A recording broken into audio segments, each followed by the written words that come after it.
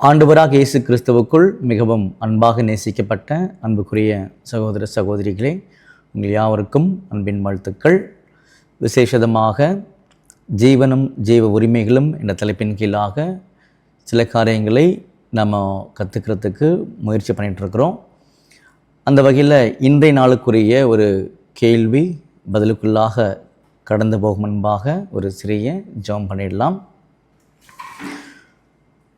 சர்வ வல்லமையும் மகா இரக்கமும் கிருபையும் நிறைந்த அன்பின் பரலோக பிதாவே, உமக்கே துதியும் சோஸ்திரமும் கனம் மகிமையும் சதா காலங்களிலும் உண்டாயிருப்பதாக.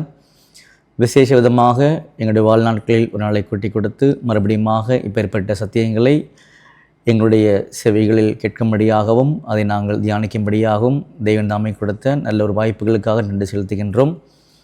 இந்த காரியங்களை குறித்து நாங்கள் இன்னும் அதிகமாக சிந்திக்கவும் தியானிக்கவும் தெய்வன் தாமை கிருபை செய்ய வேண்டுமாய் ஜெபிக்கின்றோம். இவையாவும் எங்கள் மீட்பரும் இரட்சகரும் குருவுமாகிய ஆண்டவராக இயேசு கிறிஸ்து நாமத்தினாலே கேட்கிறோம் நல்ல பிதாவே, ஆமேன். ஓகே, அன்புக்குரிய சகோதர சகோதரிகளே, இப்போ நம்ம ஒரு கேள்வி படிக்க போகிறோம். அந்த கேள்வியை படித்த உடனே பார்த்திங்க அப்படின்னா நமக்கு நிச்சயமாகவே பார்த்திங்கன்னா தவறாக தான் புரிஞ்சிக்கூடிய நிலைமையில் வருவோம். ஸோ தவறுன்னு சொன்னோன்னா பெரிய தப்பு பண்ணிட்டோம் அப்படி கிடையாது. அந்த கேள்வியோடைய புரிதல் அப்படி நமக்கு வந்துடும். ஆனால் இன்னும் நல்லா கூர்ந்து அவர் சொல்லக்கூடிய பதில்கள்லாம் நிதானிக்கும் பொழுது அப்போ தான் கேள்வியே புரியும். ஸோ இப்படி தான் அது அமைக்கப்பட்டிருக்குது. ஆனாலும் அவனுடைய கிருபையில் இப்போ நம்ம கேள்வியை 2-3 டைம் படித்ததுனால தெளிவாக விளக்கிறதுக்கான வாய்ப்புகள் இருக்குது. அதனால் கேள்வியை ஒரு முறை கேளுங்க, உங்களுக்குள்ளே ஒரு கொஸ்டின் எழுப்புங்க, புரிஞ்சா இல்லையான்னு பாருங்கள். திரும்ப நம்ம எக்ஸ்பிளைன் பண்ணியிருப்போம் இல்லையா, அப்போ உங்களுக்கு புரிஞ்சிடும். ஸோ கேள்விக்குள்ளே போகலாம். அர்ப்பணிப்பு வரையிலும் கர்த்தர் கிறிஸ்துவின் பலன் வஸ்திரத்துடன் அல்லது அங்கியுடன் ஒப்பிட முடியாது என்பது சரியாக இருக்குமா? அப்போ இந்த கேள்வியை பார்த்த உடனே அர்ப்பணிப்பு வரையிலும் அப்படின்னு வருது. அப்போது இது நமக்கு உண்மையிலே புரியல தான். இப்போ நம்ம அதை இங்கிலீஷில் பார்க்கலாம். அந்த கொஸ்டினை பாருங்கள். Would it be correct to say that the merit of Christ cannot be compared to a garment or robe until after consecration அப்படின்னு சொல்கிறார். அப்போது இங்கிலீஷில் படித்தோம், அந்த வார்த்தைகள் புரிஞ்சுது. பட் எப்படி நம்ம மனசுக்குள்ள அந்த தமிழில் புரிஞ்சு பொருளை கொண்டு வரதுன்னு கூட ஒரு கொஸ்டின் வருது. இப்போ நம்ம இதையும் கம்பேர் பண்ணி வச்சுருக்கோம். இப்போ நம்ம புரிஞ்சுக்க போகிறோம். அர்ப்பணிப்பு வரையிலும் அப்படின்னு சொல்லும்போது பாருங்கள், இங்கே நம்ம சத்தியம் கேட்குறோம், இங்கே வச்சுக்கோங்க, சரிங்களா? இந்த இடத்துல அர்ப்பணிக்கிறோம் அப்படின்னு வச்சுக்கோங்க. அப்போ அர்ப்பணிப்பு வரையிலும், அப்போ இந்த இடத்துல நமக்கு ரோப் ஆஃப் ரைட்டியஸ்னஸோ அந்த கார்மெண்ட்டோ எதுவுமே கொடுக்க போகிறது கிடையாது. அப்போ இந்த கேப் பாருங்கள், இங்கே சத்தியம் தெரிஞ்சுக்கிறோம், புரிஞ்சுக்கிறோம், முழுசாக இங்கே அர்ப்பணிக்கிறோம். இந்த கேப்பில் எதுவுமே கொடுக்க போகிறது கிடையாது, சரிங்களா? இப்போ அடுத்த பாயிண்டில் இங்கே அர்ப்பணிச்சிட்டோம், சரிங்களா? இங்கே அர்ப்பணித்ததில் இருந்து வாழ்க்கையானது இங்கே தொடங்கி அப்படியே போகுது. அர்ப்பணிப்பு முடியக்கூடிய நிலைமை வருது. அர்ப்பணிப்பு முடியக்கூடிய நிலைமை வரும் பொழுது அடுத்து நம்ம நிலைமை என்ன? உயிர்த்தெழுதல் தான் நம்முடைய நிலைமையானது தீர்மானிக்கப்படுகிறது. அப்போ உயிர்த்தெழுந்து வந்த உடனே நம்ம நிலைமை என்ன? ஆண்டவராக இயேசு கிறிஸ்துவை போலவே அவரை போலவே ஒரு சரீரத்துக்குள்ளாக கொண்டு போகப்படுகிறோம், சரிங்களா? அப்போ பாருங்கள், அர்ப்பணிக்கக்கூடிய நிலைமையில இங்கே வரோம், வாழ்கிறோம். அதுக்கப்புறமா நிலைமை இதுதான் கொஸ்டினே, புரிஞ்சுங்களா? Until after consecration. அப்போ கேள்வி என்ன சொல்லி பார்த்தீங்க அப்படின்னா, இந்த அர்ப்பணிப்புக்கு அப்புறமாக அப்படின்னா அர்ப்பணிப்பு முடிந்தவுடன் அர்த்தம். அர்ப்பணிப்பு முடிந்தவுடன் ஒரு நிலைமை வருது இல்லையா? அப்போ கர்த்தராக இயேசு கிறிஸ்துவுடைய பலனை மெரிட்டை நாம் ஒரு அங்கியாக அல்லது வஸ்திரத்துடன் கம்பேர் பண்ண முடியுமா அப்படின்னு பார்த்தீங்கன்னா ஒரு கேள்வி கேட்குறாங்க. வஸ்திரத்துடன் அப்படின்னா கேள்வி புரிஞ்சுக்கிறதுக்கு ஒரு பாயிண்ட் எக்ஸ்ட்ரா நம்ம ஷேர் பண்ணலாம். வஸ்திரத்துடன் அப்படின்னா என்ன அர்த்தம்னா, கல்யாண வஸ்திரம் கொடுத்தாங்கல்ல, வஸ்திரத்துடன். அங்கியுடன் என்ன அர்த்தம்? அண்டர் பிரீஸ்ட், பிரதான ஆசாரியர்களுக்கு கீழே ஆசாரியர்கள் ஒர்க் பண்றாங்கல்ல, அவங்க ஒரு அங்கி போட்டிருப்பாங்கல்ல, இந்த அங்கியுடன். ஒப்பிட முடியுமா? எதை? மெரிட்ட. எப்போ? ஆஃப்டர் கான்சிகரேஷன், அர்ப்பணிப்பு முடிந்ததுக்கு அப்புறமா. இதாங்க கேள்வி. அன்புக்குரிய சகோதர சகோதரிகளே, இப்படிதான் இதை படிச்சு நம்ம புரிஞ்சுக்க வேண்டியிருக்குது. அப்ப கேள்வி என்னது? அர்ப்பணிப்பு வரையிலும் அப்படின்னா இங்க கை பாருங்க, இந்த இடத்துல அர்ப்பணிப்பு தொடங்குது, இங்க அர்ப்பணிப்பு முடியுது. ஸோ ஆஃப்டர் கான்சிகரேஷன், அர்ப்பணிப்பு முடிஞ்சதுக்கு அப்புறமா கர்த்தராகிய இயேசு கிறிஸ்துவுடைய அந்த பலனை வஸ்திரத்துடன் அல்லது அங்கியுடன் ஒப்பிட முடியாது என்பது சரியாக இருக்குமான்றதான் கேள்வி. இப்போ பதிலுக்குள்ள போகலாம். கேள்வி புரிஞ்சு இல்லை? ஆஃப்டர் ரிசரக்ஷனுக்கு அப்புறமா ஆண்டவருடைய மெரிட்டை வஸ்திரத்துக்கு கூடயோ அங்கிக்கு கூடயோ கம்பேர் பண்ண முடியாது, இப்படின்றது சரியா இருக்குமான்றதான் கேள்வி. சரியா? பதிலுக்குள்ள போகலாம்.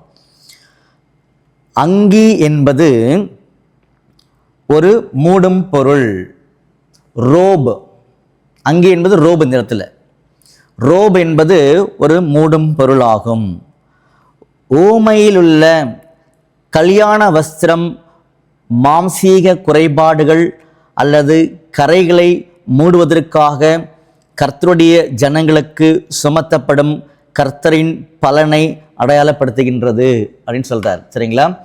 அப்போ இந்த வெட்டிங் கார்மெண்ட், கல்யாண வஸ்திரம் அப்படின்ற பேரபிள்ல அந்த கல்யாண வஸ்திரத்தை எதுக்கு ஒப்பிட்டு காமிக்கிறாருன்னா, கர்த்தருடைய ஜனங்களுடைய குறைபாடுகள், பலவீனங்கள், இதை மூடும்படியாக கொடுக்கப்படும் கர்த்தரின் மெரிட்டு, பலனுக்கு ஒப்பிட்டு காமிக்கலாம் அப்படின்னு சொல்றாரு. சரிங்களா? ஃபர்ஸ்ட்ல என்ன சொன்னாரு? ரோப், அங்கி என்பது ஒரு மூடும் பொருள் ஆகும் அப்படின்னு சொன்னார். இங்கிலீஷ்ல ரோப் இஸ் கவரிங் தான் அவர் எழுதியிருக்காங்க. அங்கி என்பது ஒரு மூடும் பொருள் ஆகும். அடுத்தது, ஊமையில் உள்ள அந்த வஸ்திரமானது கர்த்தருடைய மெரிட்டுக்கு ஒப்பிட்டு பேசியிருக்காரு, பலனுக்கு ஒப்பிட்டு பேசியிருக்காரு. அதுதான் கர்த்தருடைய ஜனங்களுடைய குறைபாடுகளை, பலவீனங்களை மூடுவதற்காக கொடுக்கப்படுகின்றது என்று ஒரு காரியத்தை சொல்றாரு. அடுத்ததுல தன்னுடைய கர்த்தராக இயேசுவின் தலையை அங்கீகரிக்கும். அப்ப நம்ம இருக்கிறோம், நம்முடைய தலையான நம்முடைய ஆண்டவராக இயேசு கிறிஸ்து. சரிங்களா? தலையை அங்கீகரிக்கும் வருங்கால மனவாட்டியாக சபையை இந்த வஸ்திரம் கவனத்தில் கொள்கிறது. ஸோ இந்த டக்கு டக்குன்னு உடனே நீங்கள் அவசரப்படாமல், இந்த லைன் புரியலன்னா அவசரப்பட வேண்டாம், நம்ம எக்ஸ்பிளைன் பண்ணுவோம். சரிங்களா? அப்போ இந்த வஸ்திரமானது என்ன பண்ணுதுன்னா தலையை அங்கீகரிக்கக்கூடிய சபையை அடையாளப்படுத்துகின்றதுன்னு சொல்றாரு. சரிங்களா? சபையை இந்த வஸ்திரம் கவனத்தில் கொள்கின்றது. சபையை இந்த வஸ்திரம் கவனத்தில் கொள்கின்றது. என்ன சொன்னார் ஏற்கனவே அவரு? இந்த கல்யாண வஸ்திரத்துல, அந்த பேரபிள்ல வரக்கூடிய வஸ்திரமானது என்ன அப்படின்னா, இது சபைன்னு வச்சுக்கோங்க. பலவீனமாக இருக்கிறாங்க, குறைபாடோடு இருக்கிறாங்க, அவங்கள மூடுவதற்கு தான் இந்த கல்யாண வஸ்திரம். இதுதான் மெரிட். சரிங்களா? அப்போ சபையை, இப்போ இந்த லைன் பாருங்க, சபையை இந்த வஸ்திரம் கவனத்தில் கொள்கின்றது. அப்போ சபைக்கு இந்த வஸ்திரம் கொடுக்கப்பட்டிருக்கின்றத பார்த்தீங்கன்னா அங்கே சொல்றாரு. எது கொடுக்கப்பட்டிருக்குது? குறைபாடுகளை மூடுவதற்காக. அந்த வஸ்திரம் எது? அதான் பலன். இது வரைக்கும் புரிஞ்சிச்சு ஓரளவுக்கு. சரிங்களா? அடுத்தது வேறொரு உருவகம், இன்னொரு உருவகத்தில் நாம் பார்க்கலாம் அப்படின்றாரு. ஃபர்ஸ்ட் எந்த உருவகம் எடுத்துக்கிட்டாரு? கல்யாண வஸ்திரத்தை எடுத்துக்கிட்டாரு. இப்போ இன்னொரு உருவகம் சொல்றேன் கவனிங்கன்றாரு. என்னது? ஆசாரியத்துவத்தை எடுத்து காட்டும் விதமாக வெள்ளை அங்கிகள் மற்றும் தொப்பிகள் அல்லது குல்லாக்களை அணிந்திருக்கும் சபையின் அங்கத்தினர்களை அடையாளப்படுத்துகின்றது. அப்போ பழைய ஏற்பாட்டு காலத்தில் ஆசாரிகள் இருக்கிறாங்க, அதாவது அண்டர் பிரீஸ்ட். அது என்ன பண்ணுறது? அண்டர் பிரீஸ்ட்னு சில சந்தேகம் வரும். சரிங்களா? தலைமை ஆசாரியர் இருக்கார்ல, அது ஆரோன் இருக்கார், அவர் கீழே வராங்கல்ல, அவங்க தான் அண்டர் பிரீஸ்ட்னு சொல்லுவாங்க. சரிங்களா? அப்போ அவங்க என்ன பண்ணியிருக்காங்களா? அந்த இடத்துல வெள்ளை அங்கிகள், தொப்பிகள்,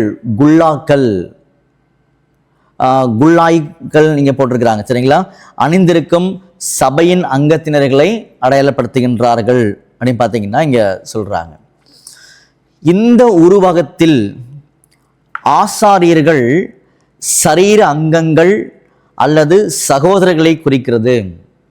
இப்ப ஆசாரியர்களை வச்சு ஒரு அடையாளம் காமிச்சார்ல, இந்த உருவகத்துல இவங்க யார் அடையாளப்படுத்துறாங்கன்னா சபையை, சரீரத்தை, சகோதரர்களை அடையாளப்படுத்தி காமிக்கிறாங்க.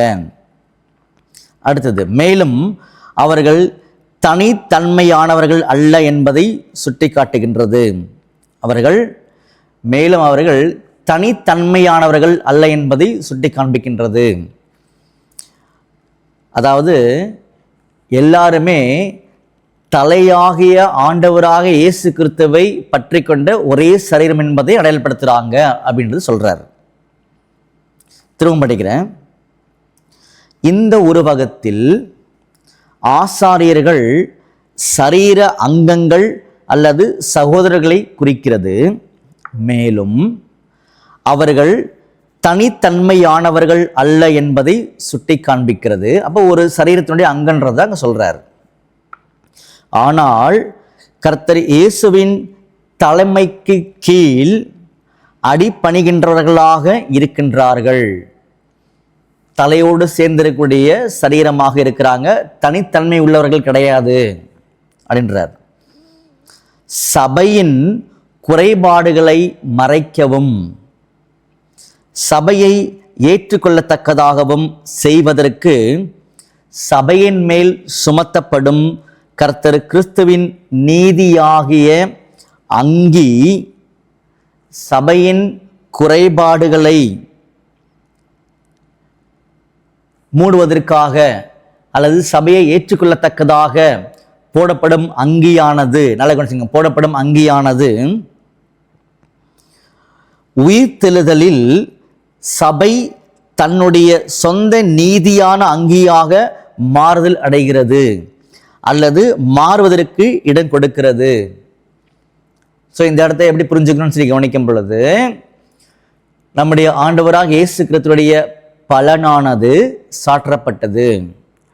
அதன் மூலமாக சபையானது முழுமையான கீழ்ப்படுதலை காண்பித்து உயிர்த்தெழுதலில் வரும் பொழுது எப்படி மாறிடுது சம்பவங்கள் அப்படின்னு சொல்லி பார்க்கும் பொழுது, உயிர்த்தெழுதலில் சபை தன்னுடைய சொந்த நீதியான அங்கியாக மாறுதல் அடைகிறது. உயிர்த்தெழுதலில் சபை தன்னுடைய சொந்த நீதியான அங்கியாக மாறுதல் அடைகிறது அல்லது மாறுவதற்கு இடம் கொடுக்கிறது. இந்த லைனை புரிஞ்சுக்கிறதுக்கு அருமையான வசனம் இருக்குது, கவலைப்பட வேண்டாம். சரிங்களா? அதில் பார்த்தா புரிஞ்சிடும். நமது கர்த்தர் வெள்ளை வஸ்திரம் தரித்தவராக குறிப்பிடப்படுவது போல மணவாட்டி மெல்லிய வஸ்திரம் பரிசுத்தவான்களின் நீதிகள் தரித்தவளாய் உருவகப்படுத்தப்படுகிறாள். அதாவது வெளிப்படுத்தல் 19:7 படிக்கிறோம் இல்லையா, இந்த மெல்லிய வஸ்திரம் என்பது பரிசுத்தவான்களுடைய நீதிகளே. இதுதான் ஆயிடுதுன்னா, இந்த அர்ப்பணிப்பின் காலப்பகுதியில் சபைக்கு ஒரு பலனானது சாற்றப்பட்டிருந்தது. அது வஸ்திரமாகவோ அங்கியாகவோ உருவகப்படுத்திடலாம். இப்படி அந்த பலன் சாற்றப்பட்ட பிறகு சபை தன்னுடைய வாழ்க்கையை ஆண்டவராக இயேசு கிறிஸ்துவை போலவே வாழ்ந்து நிரூபிக்கும் பொழுது பிதாவாகிய தேவன் கடவுள் என்ன பண்றாருன்னா அவங்களுக்கு மெல்லிய வஸ்திரத்தை கொடுக்கிறாரு. அது அவங்களுடைய சொந்த நீதியாகவே அங்க இருக்குது. அதுதான் பரிசுத்தவான்களுடைய நீதின்றதை பார்த்தீங்கன்னா அவர் சொல்லி காமிச்சிருக்கிறார். அடுத்தது, சுமத்தப்பட்ட இந்த அங்கி நம்முடைய மாம்சீக கரைகளையும் குறைபாடுகளையும் தற்காலத்தில் வெறுமனே மூடுகிறது. அப்போ இந்த காலப்பகுதியில், எந்த காலப்பகுதியில் அர்ப்பணித்திருக்கோம் இல்லையா, அர்ப்பணிக்கப்பட்ட நாளிலிருந்து அர்ப்பணிப்பு முடியக்கூடிய நாள் வரைக்கும் இந்த காலப்பகுதியில் கர்த்தராகிய இயேசு கிறிஸ்துவினுடைய பலனானது சபையினுடைய மாம்சீக கரைகளையும் குறைபாடுகளையும் தற்காலத்தில் வெறுமனே அது மூடி வைக்குது. அந்த மூடி வைக்கும் பொழுது அந்த காலப்பகுதியை சபை பயன்படுத்திக்கணும். அப்பா பார்க்கல, ஏன்னா இங்கே மூடப்பட்டிருக்குது. அப்போ பிதாவாகிய தேவன் என்ன பார்க்குறாருன்னா, இந்த மூடப்பட்ட அதை மூடி இருக்கக்கூடிய அந்த அங்கிய வஸ்திரத்தை பார்க்குறாரு. அதனால நம்முடைய குறைபாடுகளையும் பலவீனங்களையும் பிதாவாகிய தேவன் கணக்கில் எடுத்துக்கொள்வது கிடையாது. அப்போ இந்த சந்தர்ப்பத்தை பயன்படுத்தி ஆண்டவர் இயேசு கிறிஸ்துவ போலவே நம்ம வாழ்ந்து முடிக்கும் பொழுது நமக்கு மெல்லிய வஸ்திரம் திறப்பிக்கப்படுகின்றது. அப்போ அது நம்முடைய சொந்த நீதியாக அங்க மாறிவிடுகின்றதுன்றதை அங்க சொன்னார். சரிங்களா? அடுத்ததுல உயிர் தெழுதலில் தேவன் நமக்கு கொடுக்கும் புதிய சரீரம் தன்னில் தானே பூரணமாயிருக்கும். உயிர் தெழுதலில் தேவன் நமக்கு கொடுக்கும் சரீரம் தன்னில் தானே பூரணமாயிருக்கும். இந்த இடத்துல படிக்கும் பொழுதுதான் கேள்வி நாம புரிஞ்சுக்கிட்டது சரிதான்றது இந்த பதில தான் தெரிய ஆரம்பிக்கும். அதனால இந்த பதில கொஞ்சம் கூர்மையாக கவனிங்க. சரிங்களா? உயிர் தெழுதலில் தேவன் நமக்கு கொடுக்கும் புதிய சரீரம் தன்னில் தானே பூரணமாயிருக்கும். அதற்கு கர்த்தர் இயேசுவின் பலன் சுமத்தப்படுவது தேவையில்லை. புரிஞ்சுங்களா? அர்ப்பணிப்புக்கு அப்புறமா கர்த்தராக இயேசு கிறிஸ்துவுடைய பலன் சுமத்தப்படுவது தேவையில்லை. ஏன் தேவையில்லை? அப்போ உயிர் தெழுந்திருப்பாங்க சபை, அந்த சரீரமானது பூரணமாக இருக்கும். அப்புறம் எதுக்கு அவங்களுக்கு போய் இதை நம்ம சுமத்தணும்? எதை சுமத்தணும்? கர்த்தராக இயேசு கிறிஸ்துவுடைய பலன் ஏன் சுமத்தணும்? தேவையில்லையே. அப்போ இந்த பலன் சுமத்தப்படுவது இந்த காலத்துல தேவை. எந்த காலத்துலனா அர்ப்பணிப்புக்குள்ளாக இப்ப நாம் இருக்கிறோம் இல்லையா, இந்த காலப்பகுதியில தான் பலனை சுமத்த வேண்டும். ஏன் சுமத்த வேண்டும்னா, சபை குறைபாடு உள்ளதாக காணப்படுகின்றது, மாம்சீக கரைதிரைகளோடு அது இருக்குது. அதனால தான் இந்த டைம்ல அங்கியோ அல்லது வஸ்திரமோ ஒரு அடையாளமாக உருவகப்படுத்தப்பட்டிருக்கும் பொழுது அதுதான் கர்த்தராக இயேசு கிறிஸ்துவுடைய பலன். அதை வச்சு இப்போ முடியிருக்கிறாங்க. ஆனா இந்த அர்ப்பணிப்பு முடிந்ததுக்கு அப்புறமா, உயிர் தெழுந்ததுக்கு அப்புறமா சபைக்கு அந்த அங்கியோ வஸ்திரமோ, அதாவது கர்த்தராக இயேசு கிறிஸ்துவுடைய பலன் அங்க தேவைப்படாது. ஏன்னா சபை பூரணமா இருக்குது. இதுதாங்க சொல்றார். சரிங்களா? இப்போ திரும்பவும் படிக்க நல்லா கவனிங்க. உயிர் தெழுதலில் தேவ நமக்கு கொடுக்கும் புதிய சரீரம் தன்னில் தானே பூரணமாயிருக்கும். அதற்கு கர்த்தர் இயேசுவின் பலன் சுமத்தப்படுவது தேவையில்லை. இயேசுவின் உயிர் தெழுந்த சரீரம் போல முதலாம் உயிர் தெழுதலில் பெறப்போகும் ஆவியின் சரீரம் பூர்த்தியானதாகவும் முழுமையானதாகவும் பூர்ணமானதாகவும் இருக்கும். யாருக்கு? சபைக்கு. யாரை போல? ஆண்டவரை போல. கர்த்தர் கிறிஸ்துவின் நீதியின் வஸ்திரம் நம்முடைய மாம்சீக குறைபாடுகளை மறைப்பதற்காக சுமத்தப்பட்டது. இதப்போ இந்த அர்ப்பணிப்பின் காலப்பகுதியில். அப்போ அர்ப்பணிப்பு முடிஞ்சதுக்கு அப்புறமா அல்லது உயிர் தெழுந்ததுக்கு அப்புறமா சபைக்கு கர்த்தராக இயேசு கிறிஸ்துவுடைய பலன் தேவையில்லை. அடுத்தது, புதிய வஸ்திரம் சித்திர வேலைப்பாடு செய்ய வேண்டியதாக இருக்கிறது. புதிய வஸ்திரம். சரிங்களா? அன்பானவர்களே, இப்போ இந்த இடத்துல புதிய வஸ்திரம் சித்திரை வேலைப்பாடு செய்ய வேண்டியிருக்கின்ற சொல்லி நம்ம பார்த்தோம் இல்லையா? அது என்னன்னு சொல்லி பார்க்கும்போது நம்ம உயிர் தெழுந்ததுக்கு அப்புறமா நமக்கு கிடைக்கக்கூடிய ஆவிக்குரிய மகா மேன்மைகளை தான் அது சொல்ல வருது. அதாவது நம்ம சங்கீதம் 45 படிச்சிருப்போம் இல்லையா? சித்திரை வேலைப்பாடு அப்படின்னு சொல்லி நிறைய படிச்சிருப்போம் இல்லையா? தையலாடை தரித்தவளான்னு சொல்லி படிச்சிருப்போம் இல்லையா? அந்த மாதிரி ஒரு புதிய வஸ்திரம் நம்மளுக்கு கிடைக்கணும் அப்படின்னா இந்த காலத்துல ஆண்டவராக இயேசு கிறிஸ்துவுடைய சாயல்ல பூரணமாக வளர்ந்தால்தான் அந்த ஒரு புதிய வஸ்திரம் கிடைக்கின்றது தான் அவர் இங்கே மீன் பண்ணியிருக்காரு. சரிங்களா? இப்போ தொடர்ந்து கவனிக்கலாம். தற்காலத்தில் கர்த்தர் இயேசுவின் சாயலாக ஆவியில் பூரணத்துவமான சுபாவத்தில் வளர்ச்சி பெறுவதற்கான முயற்சிகளை இந்த உருவகம் உள்ளடக்கியதாய் இருக்கிறது. நாம் படிக்கும் விதமாக எது புதிய சிருஷ்டி, இது பலவீனமுள்ளதாய் விதைக்கப்படும், பலமுள்ளதாய் எழுந்திருக்கும். கனவீனமுள்ளதாய் விதைக்கப்படும். எது புதிய சிருஷ்டி? கனவீனமுள்ளதாய் விதைக்கப்படும், மகிமையுள்ளதாய் எழுந்திருக்கும். ஜென்ம சரீரம் விதைக்கப்படும்.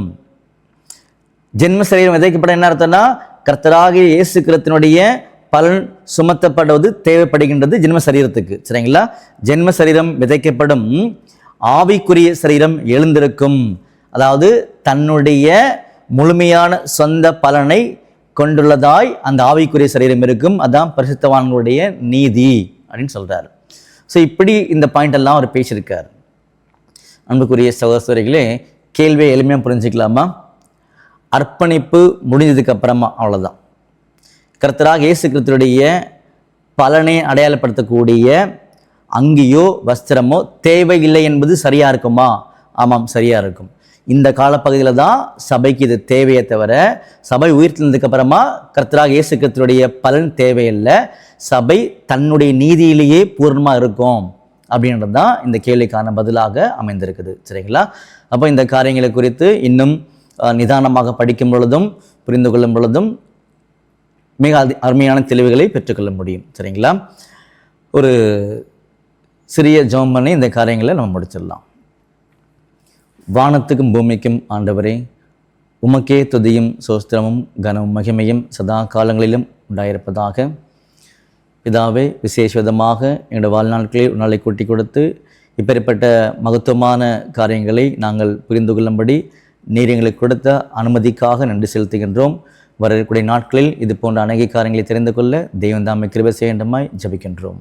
இவை யாவும் எங்கள் மீட்பெரும் இரட்சகரும் குருவுமாகிய ஆண்டவராக இயேசு கிறிஸ்து நாமத்தினாலே கேட்கிறோம் நல்ல பிதாவே.